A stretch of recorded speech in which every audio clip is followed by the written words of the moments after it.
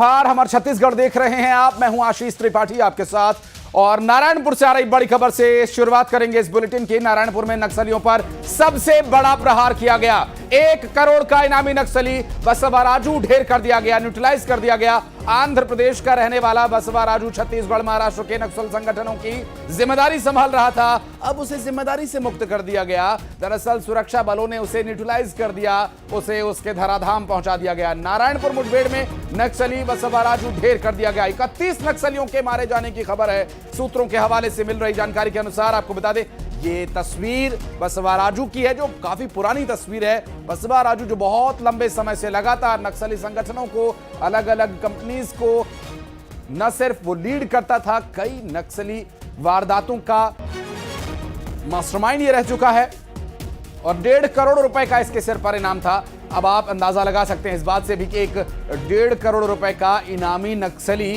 वो कितना बड़ा, कितना अहम हो जाता है सुरक्षा बलों के लिए। और जिस तरह से ये पूरी कार्रवाई चल रही है, एंटी नक्सल ऑपरेशंस चलाए जा रहे हैं, नक्सलवाद से देश को मुक्त करना है, प्रदेश छत्तीसगढ़ को नक्सलवाद से मुक्त करना है। और इसके चलते इस पूरे मामले में बसवा राजू एक बहुत बड़ी कामयाबी कहा जा सकता है। आंध्र प्रदेश का रहने वाला ये बसवा राजू छत्तीसगढ़ महाराष्ट्र के नक्सल संगठनों को संभाल रहा था, जिसे अब सुरक्षा बलों ने न्यूट्रलाइज कर दिया है, ढेर कर दिया है। नारायणपुर मुठभेड़ में नक्सली बसवा राजू की ढेर किए जाने की खबर और 31 नक्सलियों को अब तक मार गिराया गया। और ये देखिए बसवा राजू की जो कुंडली है अब आपको दिखा रहे हैं, जो 2018 से सीपीआई नक्सली संगठन का महासचिव भी रहा है और साथ ही साथ इसके छत्तीसगढ़ महाराष्ट्र जैसे राज्यों में नक्सली संगठनों को लीड करने की इसके पास जिम्मेदारी थी और इस पर 1.5 करोड़ रुपए का इनाम घोषित किया गया था।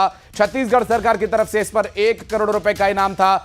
और नक्सली मुठभेड़ पर प्रदेश के मुख्यमंत्री विष्णुदेव साय ने कहा, जवानों के साहस को नमन है।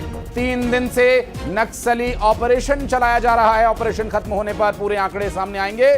सुरक्षा बलों को इस ऑपरेशन के लिए बधाई।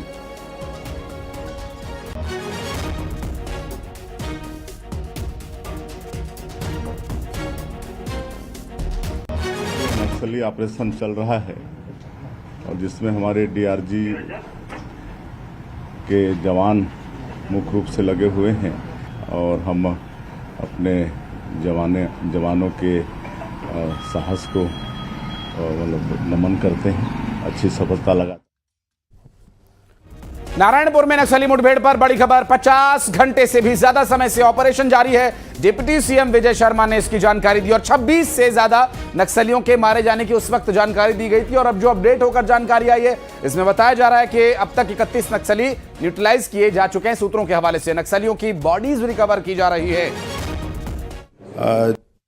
नारायणपुर और बीजापुर का संयुक्त क्षेत्र है और स्पेशली आप कहें तो इंद्रावती इसमें सेंचुरी और इसके ओरछा के मध्य का क्षेत्र है।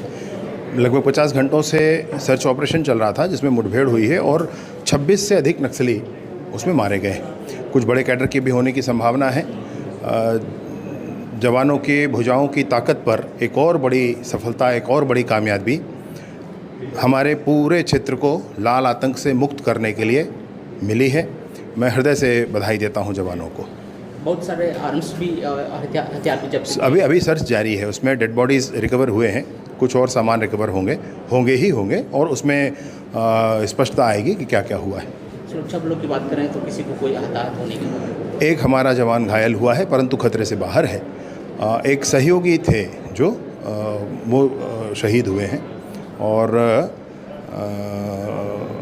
सरकार का इस पर पूरा ध्यान है। आगे उसको ध्यान दे करके आगे बढ़ाएंगे। परंतु ये ज़रूर है कि जवानों ने बहुत बड़ा करिश्मा कर दिखाया है और 26 नक्सलियों से 26 से अधिक नक्सली मार गिराए गए। मुठभेड़ की अगर बात करें तो चल ही रहा है कि क्या स्थिति है?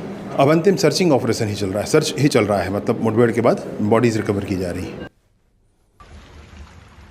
तो इस बड़ी कार्रवाई के बाद प्रदेश के मुख्यमंत्री, उप मुख्यमंत्री, गृहमंत्री सभी की तरफ से सुरक्षा बलों के लिए बधाई संदेश और साथ ही साथ इस पूरे मामले में आगे भी ये कार्रवाई जारी रखने का दावा लगातार किया जा रहा है। प्रदेश को नक्सलवाद से मुक्त करने का जो लक्ष्य लेकर सरकार चल रही है, चाहे वो राज्य सरकार हो या फिर केंद्र सरकार, सभी अपने अपने स्तर पर इसके लिए सुरक्षा बलों को बधाई दे रहे हैं। हमारे दो सहयोगी रायपुर से युगल तिवारी, खेमनारायण नारायणपुर से इस वक्त हमारे साथ जुड़ गए। पहले खेमनारायण आपके पास आते हैं और क्या अपडेट है, स्थिति क्या कुछ अब तक, क्योंकि लगातार मुख्यमंत्री उप मुख्यमंत्री सभी की नजर इस पूरे ऑपरेशन पर, और ग्राउंड से क्या आ रही है खबर?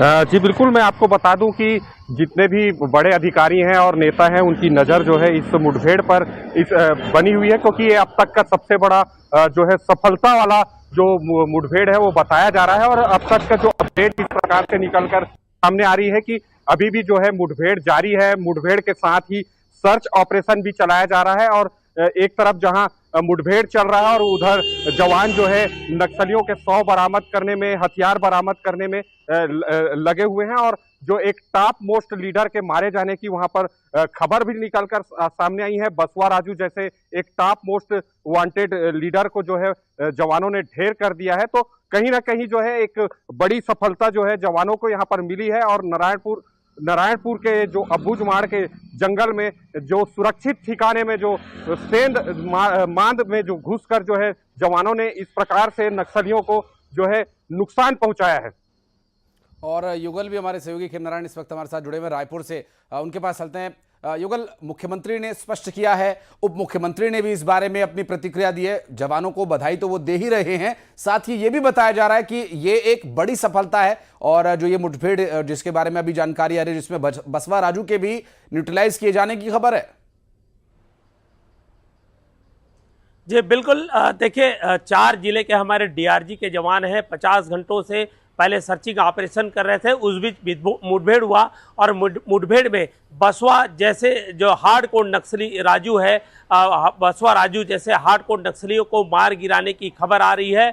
1.5 करोड़ रुपए का इनाम उस पर था, उसके सर पर था। और ये एम्बुश लगाने में और बम बनाने में इसको महारत हासिल था। कई जो नक्सली जो मुठभेड़ हुए हैं उसमें इसने लीड भी किया था, और कई हमारे जवानों को इसने हताहत किया था, कई मुठभेड़ में घायल भी हुए थे। लेकिन इस ऑपरेशन की सबसे बड़ी सफलता यही है कि इतनी बड़ी ऑपरेशन में और इतनी बड़ी कामयाबी मिली है। जैसे कि जो जानकारी आ रही है कि 31 माओवादियों को हमारे डीआरजी के जवानों ने, सुरक्षा बल के जवानों ने मार गिराया है। और सिर्फ हमारे एक जवान है जो हताहत हुआ है, वो भी खतरे से बाहर बताए जा रहे हैं। ये भी बात सामने आ रही है कि एक सहयोगी था, उसकी जरूर वहां पर मौत हो गई है। तो कुल मिलाकर ये कहा जा सकता है कि इस बड़े ऑपरेशन में लगातार हमारे डीआरजी के जवान हैं, सुरक्षा बल के जवान हैं, उन्हें सफलता मिल रही है। एक वक्त ऐसा था जब नक्सलियों के मान में हमारे जवान घुसते थे तो वहां पर बड़ी कैजुअल्टी होती थी, और हमारे सुरक्षा बल के जवानों को बड़ी जो हताहत होते थे। लेकिन अब परिस्थितियां बिल्कुल बदल गई हैं, और आप देख रहे हैं जैसे कुर्रेगुट्टा के जो जंगल है वहां पर भी माओवादियों को मार गिराया। सबसे बड़ा सर्च ऑपरेशन चला, 21 से 22 दिन तक ऑपरेशन चला, अभियान चला। तो इस तरह से हमारे सुरक्षा बल के जवानों को बड़ी सफलताएं मिल रही है। अगर हम माओवादियों को ढेर होने की आंकड़े की अगर बात करें तो यह आंकड़ा 400 से पार हो चुका है, और लगभग 600 ऐसे माओवादी हैं जिन्होंने सरकार की मुख्य धारा में शामिल होने के लिए आत्मसमर्पण कर दिया है। लगातार सरेंडर की कार्रवाई जारी है, और उस बीच लाल आतंक को खत्म करने के लिए हमारे डीआरजी के जवान हैं, सुरक्षा बल के जवान हैं। लगातार इस भीषण गर्मी में भी 40 से 45 डिग्री का जो तापमान है उसके बावजूद भी वहां पर जंगलों में जा रहे हैं और नक्सलियों के मान में घुस करके उन्हें इनकाउंटर कर रहे हैं। और ये सीधा सीधा संदेश है कि या तो मुख्य धारा पर जुड़े, अन्यथा उन्हें जिस तरह से तय सीमा पर जो डेडलाइन तय किया गया है उसमें माओवादियों को मार गिराया जाएगा। जी स्वाभाविक रूप से खेमनारायण भी हमारे सहयोगी युगल इस वक्त लगातार जुड़े हुए हैं। खेमनारायण, दोपहर के 1:30 से 1:45 का जो ये समय है, इस वक्त जो धूप है या जो गर्मी है वो अपने पीक पर, अपने चरम पर होती है। इस वक्त जो ऑपरेशन वाली जगह है जहां पर सर्च, जैसा कि गृह मंत्री और प्रदेश के उप मुख्यमंत्री ने बताया कि ऑपरेशन पूरा हो चुका है, सर्च चल रहा है और नक्सलियों की बॉडीज को रिकवर किया जा रहा है और मैक्सिमम बॉडीज को रिकवर करके मुख्यालय लाया जाएगा। इसके बारे में भी डिटेल्स बताइएगा। इस विपरीत और चुनौतीपूर्ण मौसम में कैसे इस ऑपरेशन को सफल किया जाएगा?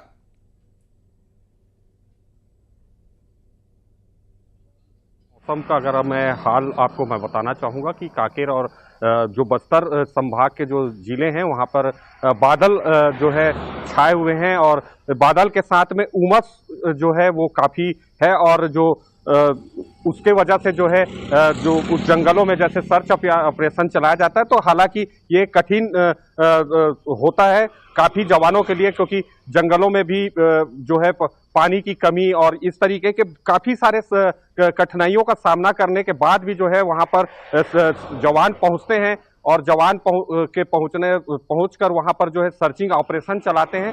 हालांकि अभी जो है सर्च ऑपरेशन चलाया जा रहा है तो सर्च ऑपरेशन में जब तक पूरी तरीके से वहां पर जो नक्सलियों के 100 और नक्सलियों के हथियार और किसी भी प्रकार से और जो सर्चिंग ऑपरेशन के जरिए से जो चीजें वहां पर मौजूद होंगी उसे बरामद कर लेने के बाद जो है सर्च ऑपरेशन खत्म करके ही जवान जो है 100 लेकर जो है वापस वहां से लौटेंगे।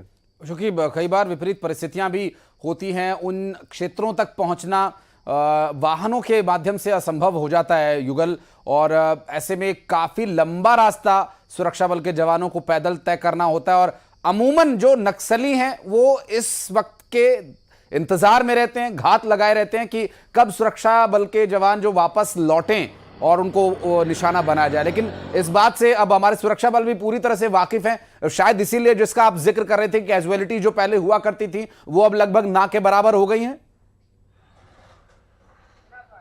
जी बिल्कुल, देखिए एक तरफ जवानों हमारे जो जवान हैं सर्चिंग ऑपरेशन में जब जाते हैं तो वो जब लौटते हैं उस समय बड़ा खतरा बना रहता है क्योंकि माओवादियों का चप्पा चप्पा वो छान कर रखते हैं और वहाँ पर एम्बुश लगा करके रखते हैं।